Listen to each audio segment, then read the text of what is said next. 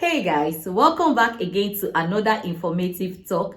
Do you know that Belgium education is ranked as top 10 among all evaluated countries, with students performing above average in reading, science and mathematics? Without wasting so much time, I'll be sharing some vital information with you guys about the school system here in Belgium, what it is like.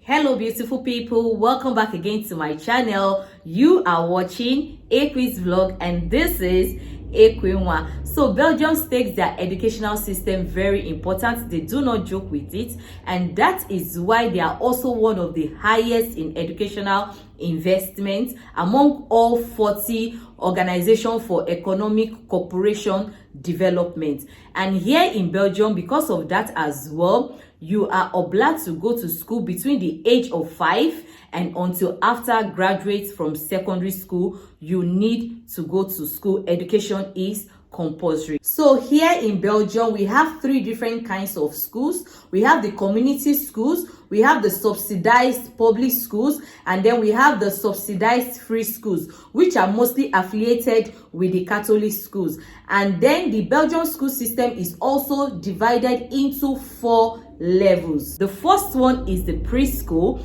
and the preschool, the nursery, the child care falls under the preschool, so as well the kindergarten. So here in Belgium, from the age of 0, when you give birth to your child, to when the child is 2.5 years, the child needs to go to daycare. So here some daycare starts so early as 6 a.m. in the morning till 6 p.m. in the evening. They made it so for parents who has to leave home early to go to work, so that they'll be able to drop their kids and then come back later in the day to pick their kids. And as well, there are some daycares that open at 7 a.m. and then closes by 5 or 6 p.m. So it depends on the area where you live that will determine what time you have to take your child to a daycare, which is a very good thing. And the prices are very, very affordable here, and it's being calculated according to what you earn, according to your income. And then we have the private daycare as well, which is much expensive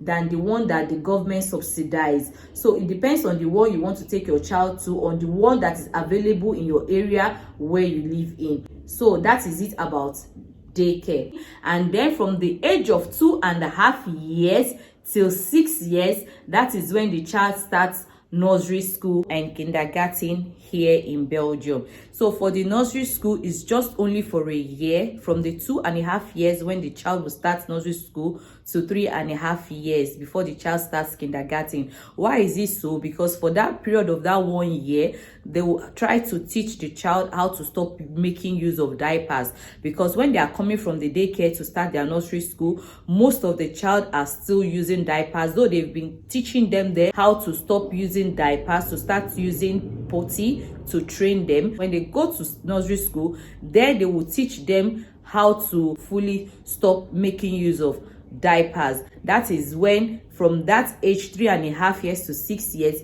they start kindergarten. By then they are a bit grown up, and then they stop using diapers and start making use of the toilet. Because for the nursery, they believe they are still small, they can't really understand instructions, so they deal with more practicals. That is why that period of 1 year in the nursery is just to help them to fully abstain from making use of diapers. But in the kindergarten, the kids are a bit grown now, so they can understand instructions and then follow it as well. That is why it's so. So from that age of 5, the child has to be going to school every day. If the child falls ill, then the child needs to bring in a doctor's report. That is, after 3 days the child has been absent from school, the child needs to bring a doctor's report that he or she was ill. That was why the child was not able to come to school. So that is why they've made it mandatory from the age of 5.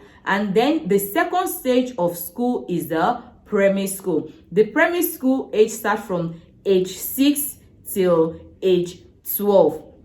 So from that age 6 to age 12, the child is also obliged to go to school. The child needs to be present at school all time, except if that child is sick, Then it depends on the schools. The schools can now decide, okay, the child needs to bring doctor's report to school after 3 days. Like the school my kids goes to, they can absent their self from school for 3 days without any proof, but from the 4th day they need to bring a proof that they were healed. That was why they weren't able to go to school. So for the school hours for the primary schools, it differs. Like where I live, they start from 8:40 to 3 o'clock, where other places they start from 8:30 to 4 o'clock. So it depends on the area where you live that will determine what time your child has to go to school and come back from school. And one thing about the primary school here is that they have also school daycare, where you can drop your child even before the school starts if you are a working parent.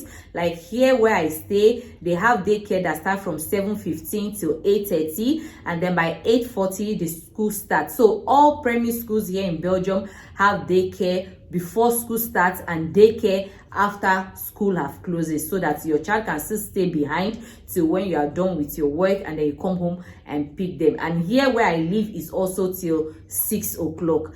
And then we have the next stage, which is secondary school. So for the secondary school is between the age 12 to age 18.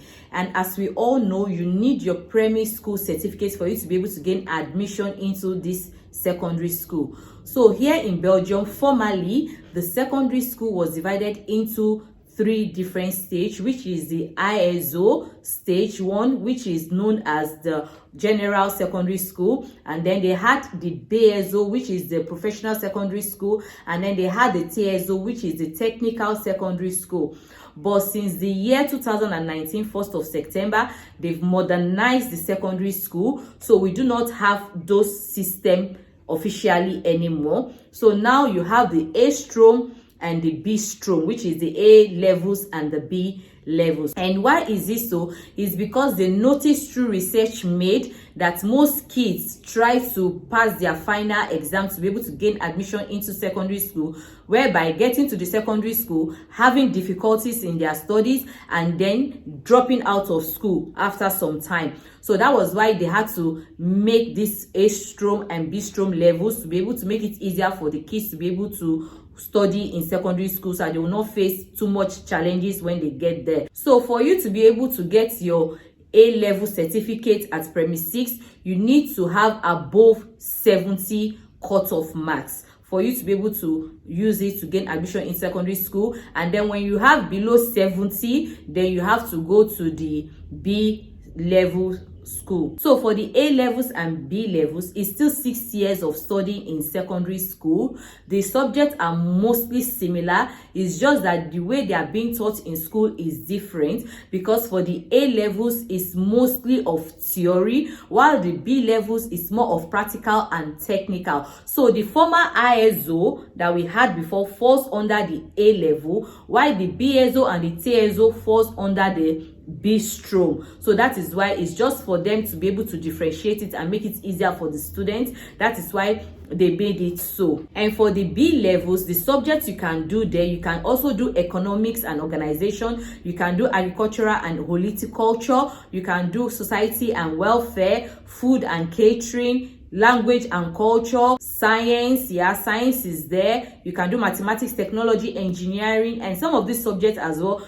You have it also at the A levels. And it's not because you have a B certificate that you are not a brilliant child. No, it's just that they feel like it will be too much brain stress if you go to the A levels, because those ones are more of theory, more of reading, and they have also a little bit more subjects than the B level. So they are all the same thing, and you can as well from a B level grade to A level grade is also possible. Like for instance, if you start your secondary school 1 and you go with your B certificate to start your secondary school 1, and then you finish your exam, your final exam, you pass it, and you did extremely great in your results, then you can as well from 1B level to 1A level or if your results, if your cutoff mark exceed the cutoff mark that they need, maybe you're in the 90 or 95%, you can also, depends on the school, has to deliberate, they can as well promote you from your 1B level directly to 2A grade. You can see, then you don't need to do that 1A grade, you just automatically go to 2A grades. But that is exceptional, it doesn't happen often, but it's easy for you to go from 1B to 1A if you have a good result. And for the secondary schools, there is no daycare because they believe that your child has grown enough to come home after school. So for that, there is no daycare. And most of the schools here in Belgium do not have uniforms for the children to go to school. They go to school with their house clothing. Like, they don't have primary school uniform, they don't have secondary school uniform. It's just recently now they are trying to see how they can go about it to start allowing kids to go to school with uniforms. And then I think some few places here in Belgium, like in Antwerp, some schools now have started going to school with uniform. So they are still trying to figure it out and see how it goes. So that is that about the secondary school. So finally, the last but not the least level of the Belgium school system is the higher institution, which is from age 18 and above.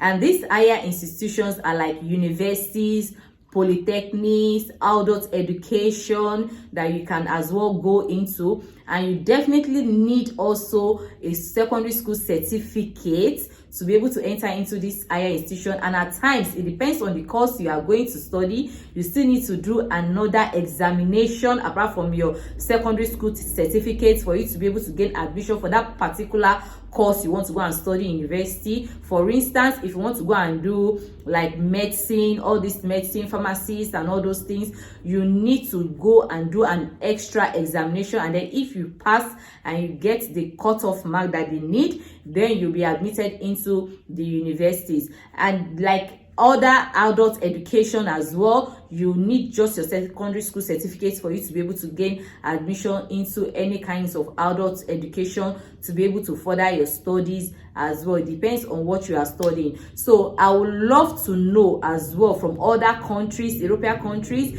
how their school system over there is. I hope I've been able to explain this to your understanding, and I would also love to know how the school system is in any other European countries or abroad, to know how it works and what age do a child needs to start school. I'm really interested in knowing. So if you would like to share in the comment section, I would love to hear it as well. If this is your first time of stumbling into this channel, you are welcome. And please do not forget to subscribe to my channel and put on your notification bell button for more interesting videos that will be coming on your way. And to all my returning subscribers, thank you for coming back, and please do stick around. And to my amazing subscribers that has always been supporting me, I really appreciate you all. Thank you all. So that will be all for today. Until I see you again on another informative talk.